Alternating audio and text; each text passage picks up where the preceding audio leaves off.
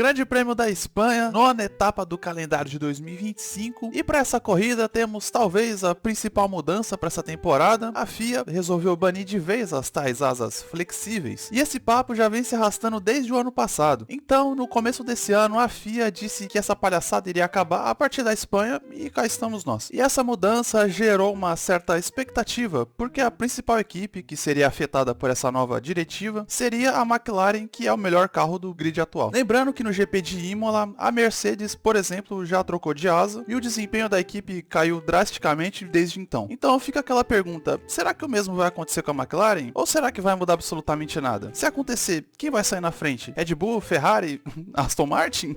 Uma coisa legal de comentar é que todas as equipes, com exceção da McLaren, trouxeram atualizações para essa pista, o que significa que a McLaren já havia se antecipado às mudanças do regulamento. Então vamos ver no que deu tudo isso daí.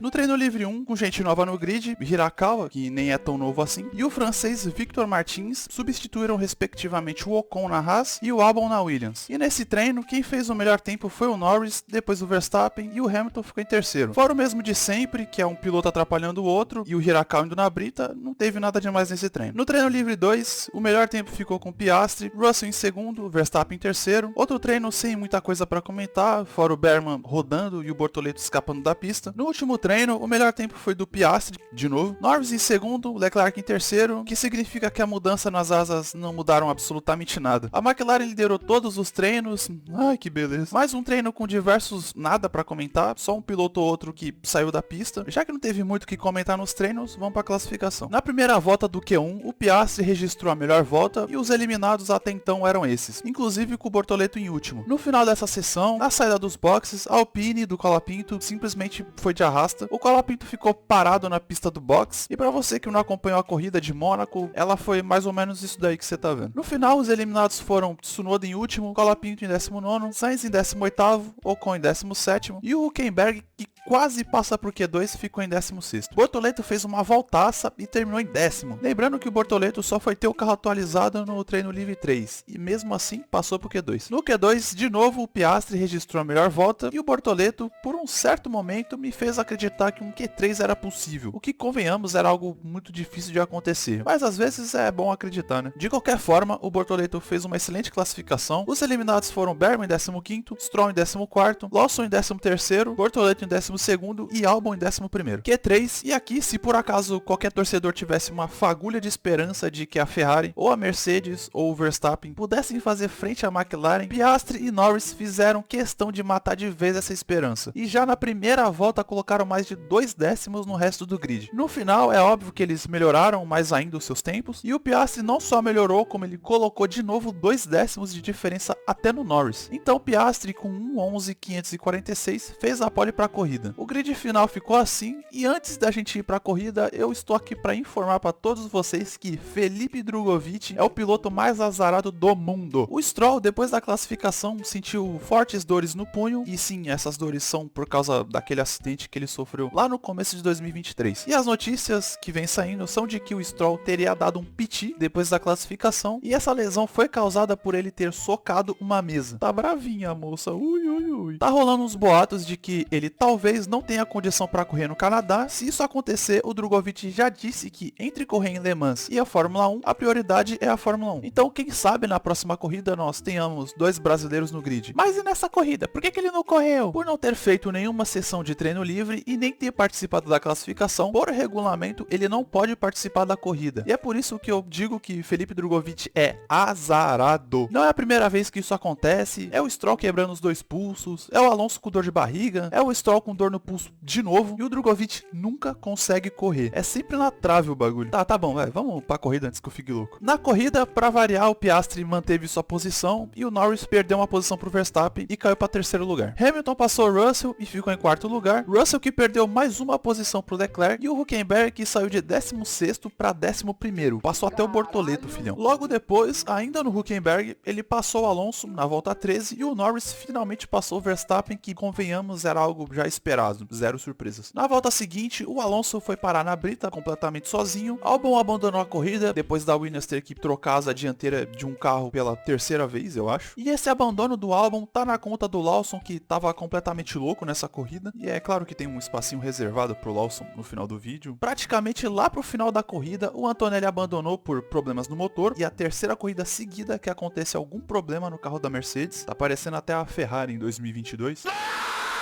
Muita gente no box e a Red Bull achou que seria uma boa colocar um pneu que ninguém usou praticamente o final de semana inteiro. O resultado disso é que na relargada o Verstappen quase perdeu o carro na reta principal e foi ultrapassado pelo Leclerc. E por cima ainda tocou a roda no carro dele. Na primeira curva ia tomar outra passada do Russell e foi lá pro lado de fora da pista mesmo. Levou vantagem, a equipe pediu para ele devolver a posição pro Russell e na hora de devolver, o Verstappen, no auge de toda a sua loucura, jogou o carro em cima do Russell. Mais ou menos o que o Schumacher fez com o Villeneuve lá em 97. Óbvio que depois da corrida a FIA deu uma punição de 10 segundos e também tomou 3 pontos na carteira. Na penúltima volta, o Hülkenberg de Sauber passou o Hamilton de Ferrari e ficou em sexto colocado. Leve o tempo que você precisar para compreender o que eu acabei de falar. Então, com direito à bandeirada do Lewandowski, Piastri vence a corrida da Espanha, sua quinta vitória na temporada e a sétima da carreira, e aumentou ainda mais a distância para o Norris no campeonato. Agora eu vou para a análise final e colocar os principais destacados.